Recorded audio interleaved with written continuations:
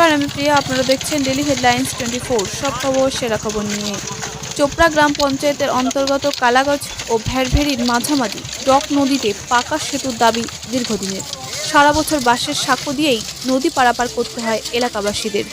বর্ষার জল বাড়লে সাঁকো দিয়েই যাতায়াত করা অসম্ভব হয়ে দাঁড়ায়। প্রতিবার নির্বাচনের সময় আসলে নেতারা বাড়িতে গিয়ে সেতু তৈরির প্রতিশ্রুতি দেন। এবারও নির্বাচনের পরে সেতু তৈরির আশ্বাস দিয়েছেন চোপড়ার বিধায়ক হামিদুর রহমানও।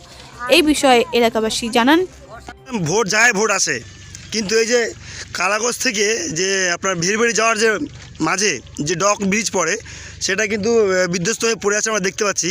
তো সেটা আপনারা সেই বিষয়ে কী বলবেন আর কি? এই যে প্রত্যেকটা মানুষ বাইক সাইকেল নিয়ে পারাপার করে অনেক ঝুঁকির মাঝে, তো সেই বিষয়ে কী বলবেন?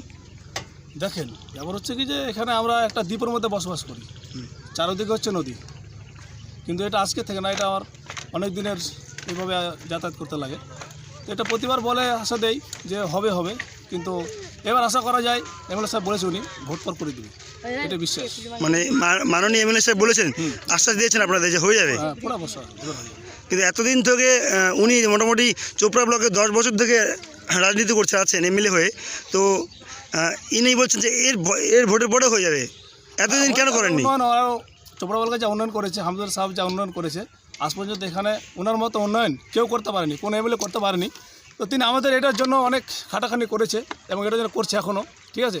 তো আশাবাদী আছি যে ধরেন যে ইলেকশনের পরে উনি করে দেবে, কথা দিয়েছে, অবশ্যই করে দেবে। তো এই যে মানুষ এখনও যে রাত বেরাতে যেভাবে সাইকেল বাইক নিয়ে চলাচল করে, ঠিক আছে, এতে তো অনেক দুর্ঘটনা ঘটে যেতে পারে। হ্যাঁ, দুর্ঘটনা ঘটতেছে। বর্ষার সময় নৌকা পাল্টি হয়, স্কুলে ছাত্রে যাওয়া অসুবিধা হয়, কোনো ডেলিভারি যদি পেশেন্ট হয় অনেক অসুবিধা হয়, সে নৌকা পারাপারি এমনকি হয়েছে। নৌকার মধ্যে অনেকগুলো ডেলিভারি হয়েছে, ঠিক আছে। আর ঘুরে গেলে আপনাকে 5 কিলোমিটার পথ অতিক্রম করে যেতে হয়, বুঝলেন। তার মানে আপনাদের বলছেন যে আপনার আশ্বাস দিয়েছে যে এই ব্রিজটা এই ইলেকশনের পরে হয়ে যাবে। হয়ে যায়। ও, ধন্যবাদ।